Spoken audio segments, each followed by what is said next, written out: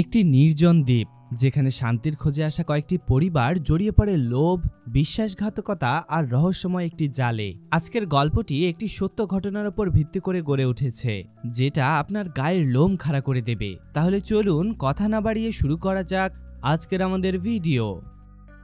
গল্পের শুরু হয় সেই সময় থেকে যখন প্রথম বিশ্বযুদ্ধ শেষ হয়েছে, কিন্তু দেখা যায় তার প্রভাবে তখনও পুরো পৃথিবী ধুঁকছিল।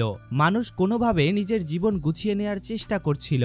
আর এই সময় আমাদের দেখা হয় ডক্টর ফ্রেডরিক রিটারের সাথে, যিনি জার্মানি ছেড়ে নিজের স্ত্রী ডোরের সাথে ফ্লোরিয়ানা নামক একটি দ্বীপে গিয়ে বসবাস করতে শুরু করেন। তিনি এই ভেঙে যাওয়া পৃথিবী থেকে দূরে এসে একটি নতুন জীবন কাটাতে চেয়েছিলেন, কিন্তু রিটারের মন পুরোপুরি পৃথিবী থেকে বিচ্ছিন্ন ছিল না, কারণ তিনি একজন লেখক ছিলেন। তিনি নিজের চিন্তাভাবনা গল্পের মতো করে কাগজে লিখে রাখতেন, এবং যখনই কোনো জাহাজ দ্বীপের পাশ দিয়ে যেত, তিনি তার চিঠিগুলো সেগুলোর মাধ্যমে পাঠিয়ে দিতেন, যাতে তার কথা বিশ্বের মানুষের কাছে পৌঁছাতে পারে। ধীরে ধীরে এটি তার প্রাত্যহিক জীবনের অংশ হয়ে দাঁড়ায়, আর এভাবেই প্রায় 3 বছর কেটে যায়। এরপর গল্পে একটি নতুন মোড় আসে, যেখানে আমরা হাইঞ্জ নামক এক ব্যক্তিকে দেখতে পাই। হাইঞ্জ তার স্ত্রী মার্গারেট এবং ছেলে হ্যারির সাথে সেই দ্বীপে এসে পৌঁছায়। এই লোকগুলো একটি নতুন শুরুর সন্ধানে এখানে এসেছিল।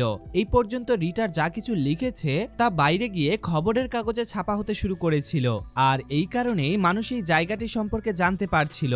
হাইঞ্জও সেই কাহিনীগুলো দ্বারা প্রভাবিত হয়ে এখানে থাকার জন্য এসেছে। সেখানে পৌঁছে সে যখনই রিটারের বাড়ির কাছে যায়, তখনই দেখা যায় রিটার তাদেরকে দেখে কিছুটা বিরক্ত হয়। তখন হাইঞ্জ রিটারকে নাম ধরে ডাকে। এটা শুনে রিটার তাকে জিজ্ঞেস করে, তুমি আমাকে কিভাবে চেনো? তখন হাইঞ্জ তাকে খবরের কাগজ দেখায় এবং বলে তার লেখাগুলো বাইরে ছাপা হচ্ছে এবং মানুষ সেগুলো পড়ছে, আর তিনি তার লেখা এবং কথাগুলো দ্বারা প্রভাবিত হয়ে এখানে থাকার জন্য এসেছে। এরপর রিটার তাকে নিজের বাগান দেখাতে থাকে এবং তাকে বলে এখানে সবকিছু পরিশ্রম করে ফলাতে হয়। এটি বলে সে হাইঞ্জকে জিজ্ঞেস করে তারা এখানে কেন এসেছে।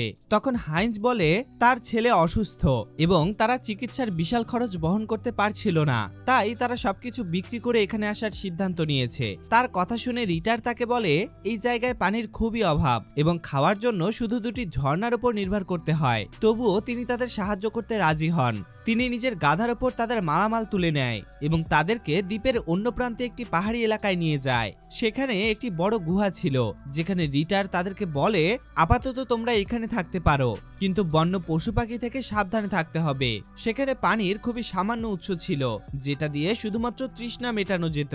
এটি দেখে হাইঞ্জ ও তার পরিবার পুরোপুরি চিন্তায় পড়ে যায় এবং ভাবতে থাকে এমন জায়গায় তারা কিভাবে থাকতে পারবে। আসলে রিটার তাদের কিছুটা ভয় দেখানোর চেষ্টা করছিল, যাতে করে তারা এখানে বেশি দিন টিকে থাকতে না পারে। এরপর রিটার যখন বাড়িতে ফিরে আসে, তখন ডোর তাকে বলে তাদের ছাড়া অন্য কারোর এখানে থাকা সে পছন্দ করে না। তখন রিটার বলে তুমি চিন্তা করো না, আমি তাদের এমন এক জায়গায় দিয়ে এসেছি যেখানে সামান্য পরিশ্রমের পর তারা নিজেরাই হার মেনে পালিয়ে যাবে। কিন্তু দেখা যায় হাইঞ্জের পরিবার হার মানার পাত্র ছিল না। পরের দিন থেকে পুরো পরিবার মিলে দিনরাত পরিশ্রম করতে শুরু করে এবং থাকার জন্য একটি উন্নত জায়গা তৈরি করার চেষ্টা করে। তারা পানির জন্য এমন একটি ব্যবস্থা তৈরি করে যাতে বৃষ্টির পানি জমা হয়ে পড়ে খাওয়ার কাজে আসতে পারে। কিন্তু সবকিছু এতটাও সহজ ছিল না। রাত হতেই বন্য পশুর আওয়াজ পাওয়া যেত এবং পোকামাকড় তাদের অতিষ্ঠ করে তুলত। তবুও দেখা যায় তারা হার মানে না এবং একসাথে কাজে লেগে থাকে। এর মাঝেই দেখা যায় মার্গারেট হাইঞ্জকে জানায় তিনি অন্তঃসত্ত্বা। এটি শুনে সে খুবই খুশি হয়, কারণ সে আবারও বাবা হতে চলেছে। জীবন এবার ধীরে ধীরে স্বাভাবিক হতে শুরু করেছিল, কিন্তু রিটার এবং ডোর তাদের কোনো সাহায্য করত না। তারা যদি কিছু চাইতে যেত তবে দুজনেই বাহানা দিয়ে মানা করে দিত। এভাবেই তাদের দিন অতিবাহিত হচ্ছিল, কিন্তু একদিন হঠাৎ করে সমস্ত কিছু বদলে যায়। আর দেখা যায় রিটার যখন কাজ করছিল তখনই সে একটি গুলির আওয়াজ শুনতে পায়। সে গুলির আওয়াজ ফলো করে সামনে গিয়ে দেখে সমুদ্র দিয়ে একটি নৌকা আসছে। যে নৌকা থেকে নামে অ্যালোইস নামের একটি মেয়ে, যিনি নিজের সাথে তার বডিগার্ড রুডি এবং রবার্টকে নিয়ে এসেছে। অ্যালোইস দ্বীপে পা রাখার সাথে সাথেই এই দ্বীপের সৌন্দর্য দেখে বলে ওঠে আমি এখানে একটি বিলাসবহুল রিসোর্ট তৈরি করব। এরপর তারা তিনজনেই খুশিতে সরাসরি সমুদ্রের দিকে দৌড়ে যায় এবং পানিতে নেমে আনন্দ করতে শুরু করে। এরপর তিনজনই সরাসরি রিটারের বাড়িতে যায়। তাদের সাথে দেখা করার জন্য ডোর বাহিরে আসে। অ্যালোইস তার সাথে খুব রাজকীয় স্টাইলে কথা বলতে শুরু করে। তখনই দেখা যায় রিটার একদম অন্য সাজে বাহিরে আসে, যেটা দেখে অ্যালোইস কিছুটা ইতস্তত বোধ করে, কিন্তু পরক্ষণেই সে রিটারের প্রশংসা করতে শুরু করে এবং তাকে বলে রিটার কোনো সাধারণ মানুষ নয়, সারা বিশ্বে তার প্রশংসা হচ্ছে। এরপর তিনি রিটারকে জানায় তারা আপাতত সমুদ্র সৈকতেই থাকবে। এটি শুনে রিটার তাকে বোঝায় সেখানে খাওয়ার পানি পাওয়া যাবে না, তাই তিনি তাদের হাইঞ্জের এলাকার রাস্তা দেখিয়ে দেয়। তার কথা শুনে তারা সরাসরি সেখানে পৌঁছে যায় যেখানে হাইঞ্জ বৃষ্টির পানি জমা করেছিল, এবং তখনই দেখা যায় অ্যালোইস সেই পানিতে গোসল করতে শুরু করে। এটা দেখে হাইঞ্জ এবং মার্গারেট রাগে চিৎকার করতে শুরু করে। তখনই অ্যালোইস কিছুটা নম্রভাবে তাদেরকে বলে তার আসলে ধারণা ছিল না যে এই পানি এতটা গুরুত্বপূর্ণ। এরপর তিনি নিজের উদ্দেশ্য তাদেরকে বুঝিয়ে বলেন। পাশাপাশি তিনি হাইঞ্জকে কিছু চিঠি দিয়ে বলে এর মধ্যে কিছু তার জন্য এবং বাকিগুলো রিটারের জন্য। হাইঞ্জ বেশি কিছু না ভেবে সরাসরি রিটারের কাছে পৌঁছায় আর তাকে বলে এই চিঠিগুলো বাহির থেকে তোমার এবং আমার জন্য এসেছে।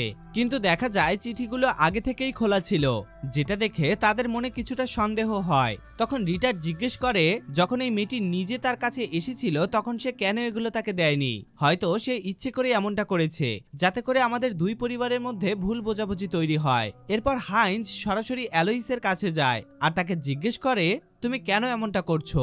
এটা শুনে অ্যালোইস বলে আসলে রিটারই এসব করছে এবং তিনি তাকে হাইঞ্জের এলাকার কথা ইচ্ছে করেই বলেছে যাতে তাদের মধ্যে ঝগড়া হয়, কারণ তিনি চান না যে আমরা এখানে থাকি। এরপর অ্যালোইস একটি খবরের কাগজের টুকরো দেখিয়ে বলে আমি এই জায়গাকে একটি আলিশান রিসর্টে বদলে দিতে চাই যেখানে বিশ্বের ধনী মানুষরা আসবে এবং এতে হাইঞ্জও লাভবান হবে। অ্যালোইস বলে রুডি একজন প্রকৌশলী আর সে শীঘ্রই পানির কোনো উৎস খুঁজে বের করবে। এরপর সময় ধীরে ধীরে এগোতে থাকে এবং হাইঞ্জের পরিবার পূর্ণ উদ্যমে কাজ করতে থাকে। তারা নিজেদের বাড়ি তৈরি করে এবং জমিতে পরিশ্রম করে সবজি ফলাতে ব্যস্ত থাকে। এভাবেই চলতে চলতে একদিন অ্যালোইস নিজের তাঁবু নিয়ে তাদের বাড়ির সামনে থাকার জন্য চলে আসে। অ্যালোইস হাইঞ্জকে আশ্বাস দেয় যে তারা বেশি বিরক্ত করবে না, আর এটা শুনে হাইঞ্জ এবং মার্গারেট রাজি হয়ে যায়। কিন্তু দেখা যায় সেই রাত থেকেই তাদের সমস্যা শুরু হয়। অ্যালোইস তাঁবুর ভেতর রবার্ট আর রুডির সাথে অনেক হইচই করে, যার কারণে তারা খুবই বিরক্ত হয়। এরপর পরের দিন আমরা দেখি রুডি সেখানে অনবরত পানির সন্ধান করছিল, কিন্তু সময় যাওয়ার সাথে সাথে তার আশা কমে যেতে থাকে। সে কোথাও পানি পায় না। এরপর একদিন সে খুবই ক্লান্ত হয়ে তাঁবুর কাছে ফেরে আর দেখা যায় ভেতর থেকে অ্যালোইস এবং রবার্টের আওয়াজ শোনা যাচ্ছিল। সে রাগে ফেটে পড়ে। তখন অ্যালোইস তাঁবু থেকে বাইরে বেরিয়ে রুডিকে বলে তুমি আমাদের জন্য খাবার তৈরি করো। তখন রুডি বলে খাবারের জন্য কিছুই অবশিষ্ট নেই। সে অ্যালোইসের উপর নিজের ক্ষোভ ঝাড়তে শুরু করে এবং তাকে বলে তুমি আমাদেরকে এখানে এনে বিপদে ফেলেছো। পরের দিন মার্গারেটকে বাড়িতে একা রেখে হাইঞ্জ এবং তার ছেলে শিকারে যায়। সেই সময় ম্যানুয়েল এবং রবার্ট তাকে দূর থেকে লক্ষ্য করছিল। এর মাঝেই মার্গারেটের হঠাৎ প্রসব বেদনা শুরু হয়। সে হাইঞ্জকে ডাকে কিন্তু সে তখন জঙ্গলে ছিল। বাধ্য হয়ে সে বাড়ি থেকে বের হয়ে সাহায্যের জন্য অ্যালোইসের তাঁবুর দিকে যায়। সেখানে গিয়ে সে অ্যালোইসকে বারবার ডাকতে থাকে, কিন্তু দেখা যায় সে ভিতরে থাকলেও কোনো উত্তর দেয় না। নিরুপায় হয়ে সে ফিরে আসতে থাকে। অন্যদিকে ম্যানুয়েল আর রবার্ট খাবার চুরি করার জন্য হাইঞ্জের বাড়িতে ঢোকে। তারা কিছু খাবারের কৌটা পেয়ে যায় এবং সেগুলো নিয়ে বের হতেই মার্গারেট ভেতরে চলে আসে, কিন্তু দেখা যায় তখনই তারা লুকিয়ে পড়ে। এখন মার্গারেটকে একাই সবকিছু সামলাতে হবে। তখনই বাহির থেকে প্রচুর আওয়াজ শোনা যায়। সে ঘাবড়ে গিয়ে বাইরে আসে আর এই সুযোগে তারা দুজন সেখান থেকে খাবার নিয়ে পালিয়ে যায়। ওইদিকে দেখা যায় বাইরে মার্গারেটকে বন্য কুকুর ঘিরে ফেলেছিল। অন্যদিকে ম্যানুয়েল আর রবার্ট খাবার নিয়ে অ্যালোইসের কাছে পৌঁছায়। সেখানে ম্যানুয়েল কিছুটা মানবতা দেখিয়ে অ্যালোইসকে বোঝায় যে ওই মহিলা খুবই কষ্টে আছে, তাই তাকে সাহায্য করা উচিত। কিন্তু দেখা যায় অ্যালোইস মানা করে দেয়। ওদিকে মার্গারেট যন্ত্রণায় কাতরাতে কাতরাতে মাটিতে পড়ে যায় এবং সেই অবস্থাতেই বাচ্চার জন্ম দিতে শুরু করে। আর দেখা যায় তখনই হঠাৎ হাইঞ্জ সেখানে পৌঁছায় এবং আকাশে গুলি করে সেখানে থাকা কুকুরগুলোকে তাড়িয়ে দেয়। সে মার্গারেট এবং বাচ্চাকে সুরক্ষিত দেখে স্বস্তির নিঃশ্বাস ফেলে, কিন্তু মার্গারেটের অবস্থা খুবই খারাপ ছিল। তখন হাইঞ্জ সাহায্যের জন্য রিটারের কাছে যায়। এটা শুনে রিটার সাথে সাথে সেখানে পৌঁছায় এবং মার্গারেটের চিকিৎসা করতে শুরু করে। অন্যদিকে ম্যানুয়েল অ্যালোইসকে জানায় রিটার সেখানে গিয়ে তাদের সাহায্য করছে।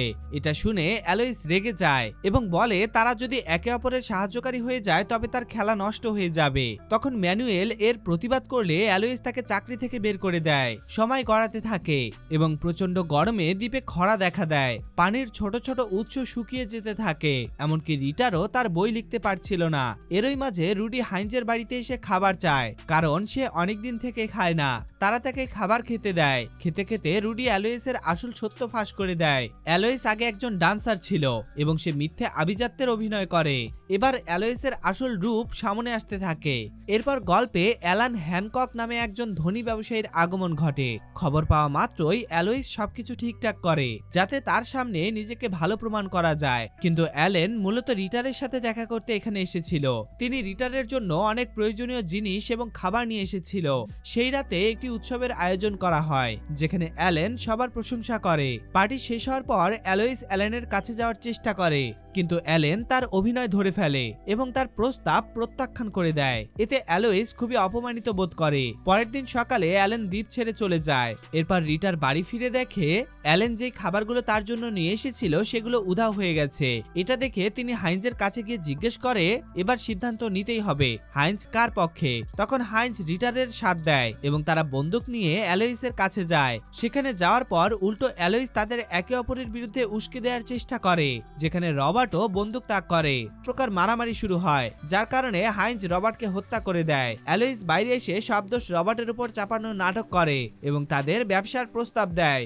কিন্তু দেখা যায় রিটার সাথে সাথে অ্যালোইসের মাথায় গুলি চালিয়ে তাকেও শেষ করে দেয়। তারা দুজনকেই সমুদ্রে ভাসিয়ে দেয় এবং মিথ্যে গল্প ছড়ায় যে তারা দ্বীপ ছেড়ে চলে গেছে। মার্গারেট এবং ডোর সন্দেহ করলেও তারা চুপ থাকে। এরপর রুডি দ্বীপ ছেড়ে চলে যায়, শুধু হাইন্সের পরিবার থেকে যায়। শেষে আমাদেরকে দেখানো হয় বর্তমান সময়েও সেই দ্বীপে হাইন্সের বংশধরের রিসর্ট রয়েছে এবং কিছু আসল ফুটেজ দেখিয়ে এই অসাধারণ মুভিটি এখানেই শেষ হয়ে যায়।